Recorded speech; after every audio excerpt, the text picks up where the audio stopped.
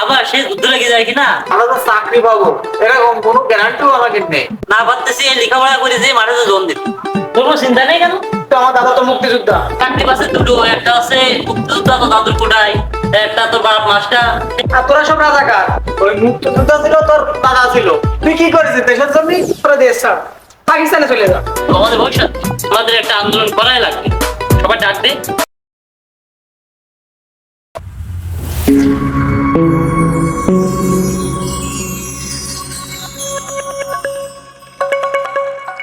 কি আর করবো বন্ধু, দেশের যে অবস্থা খুবই খারাপ অবস্থা। মনে হয় না যে দেশ আর বেশি দিন টেকবে না।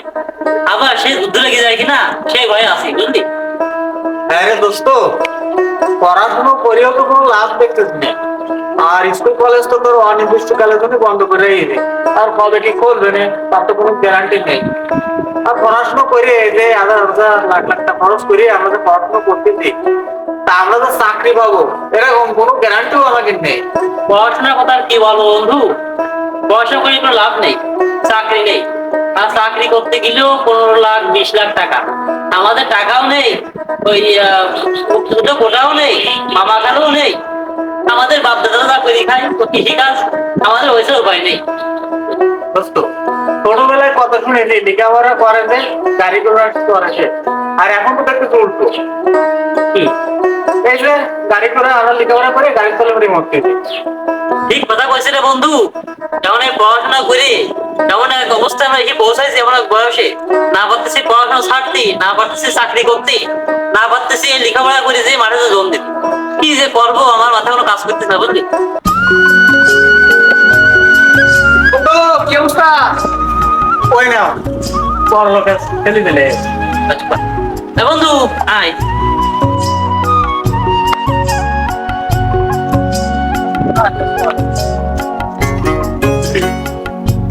কি অবস্থা বন্ধু, মন খারাপ নাকি?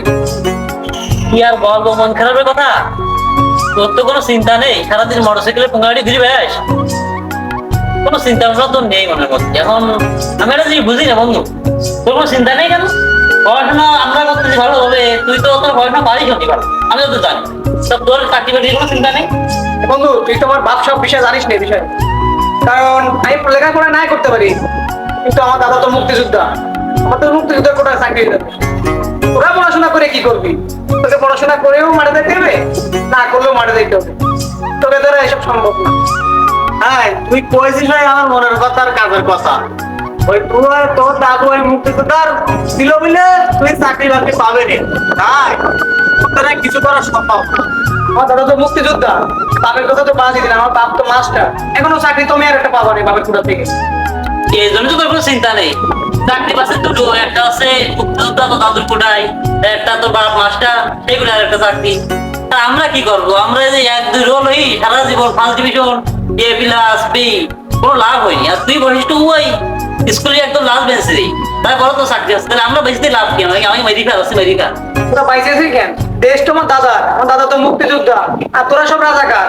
রাজাকার আল বদর আল সাদ। আচ্ছা প্রসঞ্জিৎ, আমাকে কোন দিক থেকে রাজাকার বললেন? সেটাই তো আমিও খুঁজে পাইনি। আমরা দেশ যুদ্ধ হয়েছিল, সেই সময় আমরা হয়েছিলাম কেন রাজাকার ছিলাম? তুই এত বড় বড় কথা কোনটি আসে? ওই মুক্তিযোদ্ধা ছিল তোর দাদা ছিল, তুই কি করেছিস দেশের জন্য? আর যে সময় মুক্তিযোদ্ধা হয়েছে সে সময় তো আমরা হইলাম না, তাহলে তুই কিভাবে করছিস আমরা রাজাকার? হ্যাঁ, তোর লজ্জা করে না? মুক্তিযোদ্ধা তো দাদা, আর তুই সেই গুলানি চাকরি নিচ্ছি, তোর বাপের বাড়ি চাকরি নিচ্ছি, চাকরি জায়গায় তাড়াতাড়ি আমাকে লেখাপড়া বন্ধ হয়ে যায়। আমার লেখাপড়া কি করবো? ওই যা করছিস না, তাই এর পড়াশোনা ওইটা বন্ধ, আর এই জাতি ওইটা বন্ধ, আর দেশ তালা তোরা মুক্তিযুদ্ধের নাতিরা আমরা চলি যাই। পড়াশোনা করে ভালো স্টুডেন্ট কি করলি? চাকরি পাবে তো মুক্তিযুদ্ধ কোটা, তোরা তো রাজাকার, তোরা দেশ ছাড়, তোকে দেশে জায়গা নেই। চাকরি যারা পাবে সব কোটা, মুক্তিযুদ্ধ কোটা, তোকে দ্বারা সম্ভব নাই। এই দেশ ছিল আমার দাদার, এখন আমার। তোরা তো রাজাকার, তোকে পড়াশোনা করে কোনো কাজ হবে না, তোরা দেশ ছাড়, পাকিস্তানে চলে যা। তোরা তো বলো, তোরা লেখাপড়া করি এ প্লাসের মেডেল নিয়ে কি করবি? তুই পানি খাবি, আর আমার সুপারিশ করলে চাকরি। আমি চাকরি করে টাকা পয়সা নিয়ে ঘুরবো, তোরা মাঠে বেলা জোর দিবি। তোকে এতে কি বলবো, থাক, তোরা চলে গেলাম।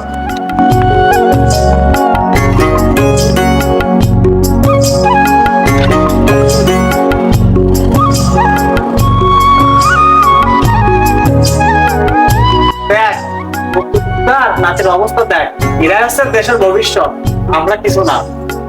দেখ বন্ধু, যারা পড়াশোনা করে না লাস্ট বেজে ছাত্র, তারাই সব চাকরি পাচ্ছে, সরকারি চাকরি। আর আমরা বড় বড় ক্লাস নিয়ে শোকেজে রেখে দিতে দেখতে হচ্ছে সুন্দর করে আমরা ক্লাস পাইছি। এভাবে বুঝে থাকতে হবে না। আমাদের ছাত্র সমাজ সব ডাক দাও, সাড়া দাও, দিয়ে আমাদের একটা আন্দোলনের ব্যবস্থা করতে হবে। আন্দোলনের ব্যবস্থা করে যদি আমাদের চাকরি বেশি হয়, তাহলে আমাদের হবে না বন্ধু। এভাবে তো আমরা কতদিন চলবো? আমরা কি করবো? আমাদের ভবিষ্যৎ, আমাদের তো কোনো ভবিষ্যৎই দেখতে নেই। এইগুলো তো আমাদের একটা আন্দোলন করাই লাগবে। সবাই ডাক দে, সবাই এক জায়গায় কর। চল